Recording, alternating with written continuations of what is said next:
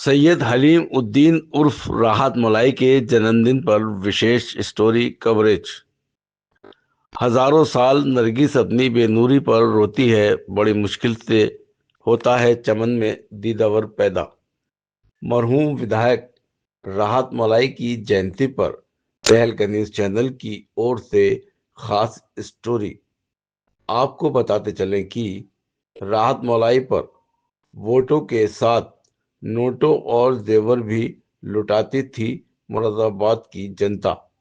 मुरादाबाद से 3 बार विधायक रहे हलीम उद्दीन उर्फ राहत मलाई एडवोकेट का शुमार ऐसे नेताओं में होता है कि जिन्हें मुरादाबाद की जनता ने वोटों के साथ साथ नोट और महिलाओं ने जेवरात भी लुटाए हैं। राहत मलाई 13 मार्च 1913 को मुरादाबाद में एक संपन्न परिवार में पैदा हुए। 1933 में राजकीय इंटर कॉलेज से इंटरमीडिएट किया। 1936 में अलीगढ़ से बीए किया। 1939 में इलाहाबाद यूनिवर्सिटी से एलएलबी करने के बाद 1940 में मुरादाबाद में वकालत की और 1940 में ही कांग्रेस के सदस्य बने। 1942 में अंग्रेजों से आज़ादी की जंग लड़कर जेल गए। 1944 में बगावती तकरीर के लिए जेल गए। 1 वर्ष की सजा हुई और 6 माह में रिहा हुए।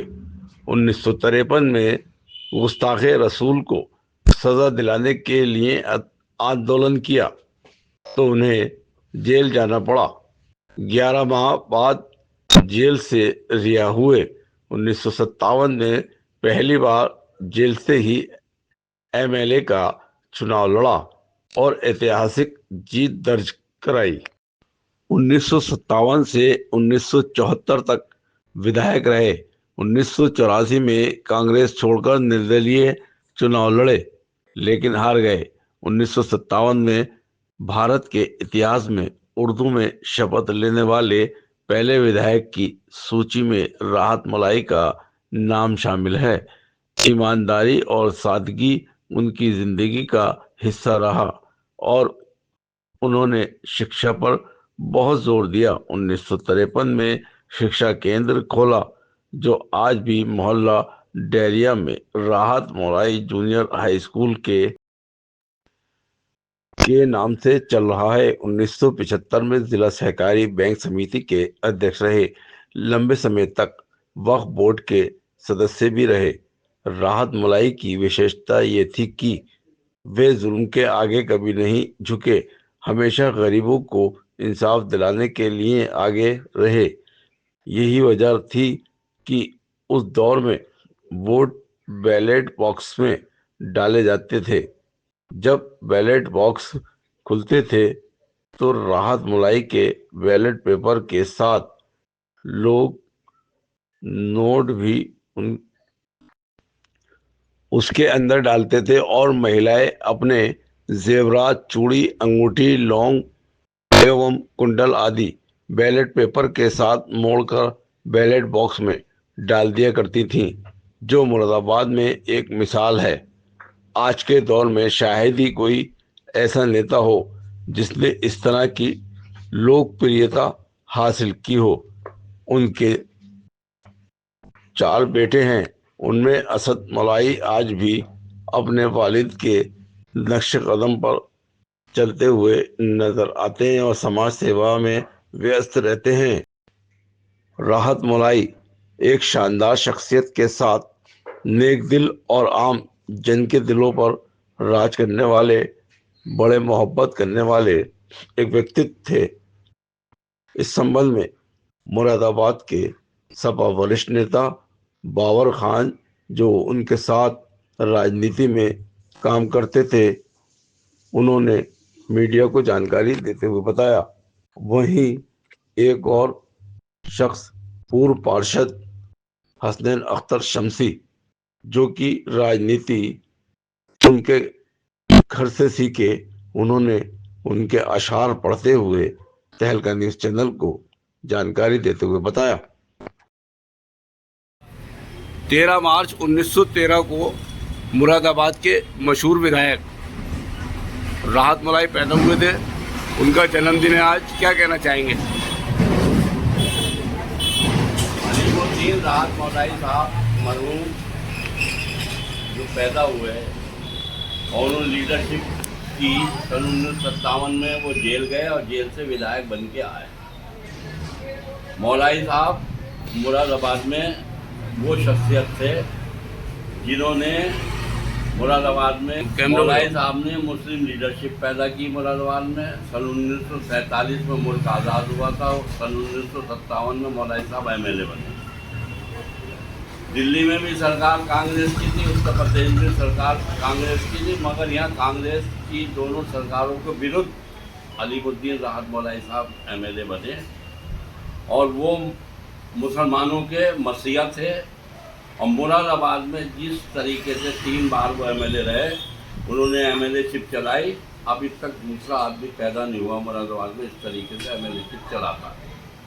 वो बेबाक बहुत नेता थे और उन्होंने आवाम की खिदमत की, इसलिए 15 साल MLA रहे मुरादाबाद में। आज भी हम उनके जन्मदिन पर खैराज अकीदत पेश करते हैं और मुबारकबाद देते हैं। अल्लाह ताला उन्हें जन्नतुल फिरदौस में जगह अता फरमाए। उस जमाने की राजनीति में और आज की राजनीति में क्या अंतर है, और आपने आपका साथ रहा उनके साथ, आपने क्या खुसूसियात उनकी देखी, और सभी धर्म समाज की राजनीति करते थे या किसी विशेष धर्म की? राहत मलाई साहब जो थे, अलीमुद्दीन साहब, वो मुस्लिम कास्ट के वोटों से जीतते थे, मगर काम वो हिंदू मुसलमान सिख ईसाई सबका करते थे। MLA बनने के बाद उन्होंने, आपने सवाल किया कि मुस्लिम लीडरशिप पैदा हुई। आज की नेतागिरी में और उस वक्त की नेतागिरी में बहुत ज़मीन आसमान का फ़र्क हो चुका है। उस वक्त जो नेतागिरी थी, विधायक था, वो अपना आप को आवाम का मालिक और बादशाह मानता था। और आज की जो नेतागिरी है वो सिर्फ अधिकारियों की चापालूसी है। अधिकारियों से चापालूसी करके MLA MP बनते हैं। मौलाई साहब ने कभी किसी विपक्ष के MLA रहे 3 बार, कभी सत्ता के MLA नहीं रहे। उन्होंने कभी किसी अधिकारी की चापालूसी नहीं की और जब तक वो MLA रहे DM और SSP के कभी घर नहीं गए। मौलाई दफ्तर में जाते थे और काम करते थे टेलीफोन से या चिट्ठी लिख के। आपके ज़माने में चापालूसी की सियासत है, जी हजूरी की सियासत है, बदवा मजदूरी की सियासत। वो एक बेबाक नेता थे और उन्होंने ये बात साबित करा दी थी उत्तर प्रदेश में कि मैं मासिक का नेता हूँ और मुरादाबाद में मुस्लिम लीडरशिप पैदा की। आखिर में अल्लाह ताला उन्हें जन्नतुल फिरदौस में जगह अता फरमाए और उन्हें पसमानदा को सब्र जमील अता फरमाए।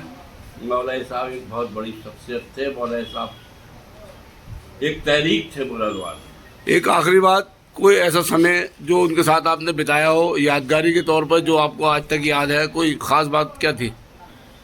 मौलाई साहब के अंदर बहुत खुसूसियत। नहीं, आपके साथ कोई ऐसा पल जो गुजारा आपने उनके साथ, तो कोई ऐसी यादगार बात उनकी जो आपके दिल में और जुबान पे आ जाए?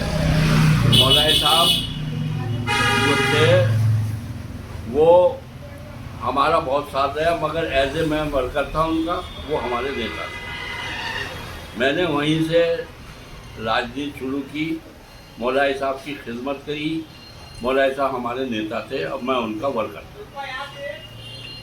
ये भी राहत मलाई साहब का 2 कथे हैं, 2 कथा है ये कि हकीकत आशना है कि तू बातिल से नहीं डरता, थपेड़ा मौजों का जिस तरह साहिल से नहीं दबता, थपेड़ा मौजों का जिस तरह साहिल से नहीं दबता, वो एक मजलूम बाहिम्मत नज़र आज़ाद हो जिसकी, वो एक मजलूम बाहिम्मत नज़र आज़ाद हो जिसकी, तहे खंजर तो आ जाता है कातिल से नहीं डरता।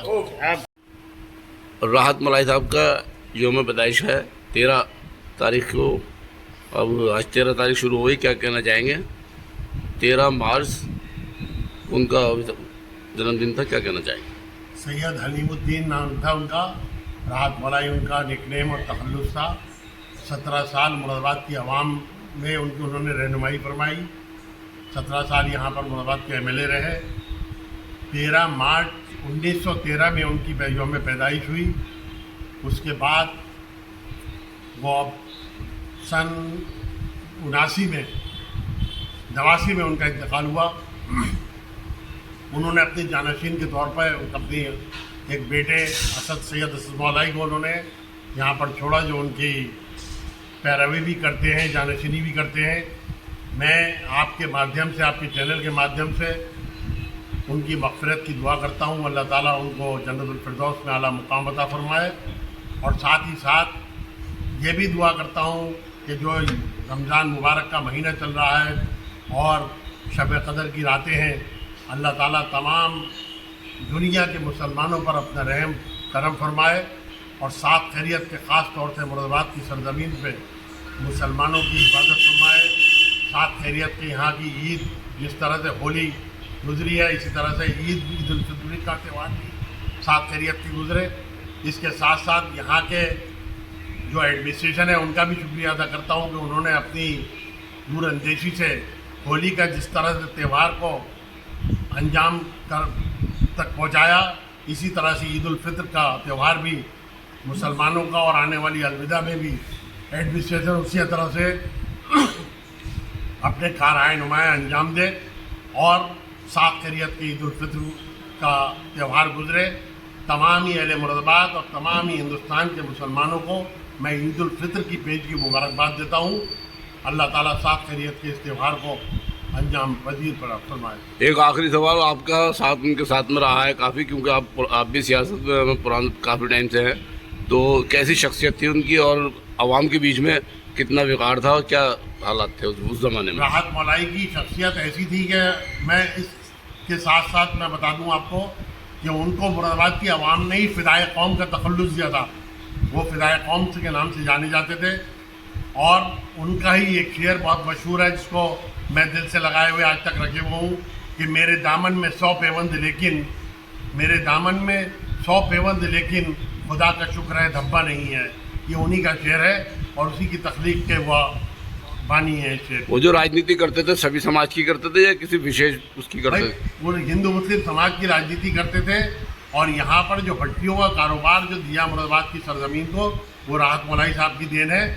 और वो गरीब अमीर अच्छे बुरे आदमी को सबको साथ लेकर के चलते थे और बेलौस मुरादाबाद के बादशाह थे। वकालत में महारत हासिल थी उनको, वकालत भी करते थे और जितने सीनियर लीडर थे सब उनकी क्या नाम है, बहुत मरतबा उनको ऑफ़र हुई मिनिस्ट्री के लिए, लेकिन उन्होंने कहा कि मुरादाबाद का मैं खादिम रहूँगा और खादिम हूँ, मुझे मिनिस्ट्री नहीं चाहिए, मुरादाबाद के खादिम की हैसियत से मैं यहाँ पर काम करूँ।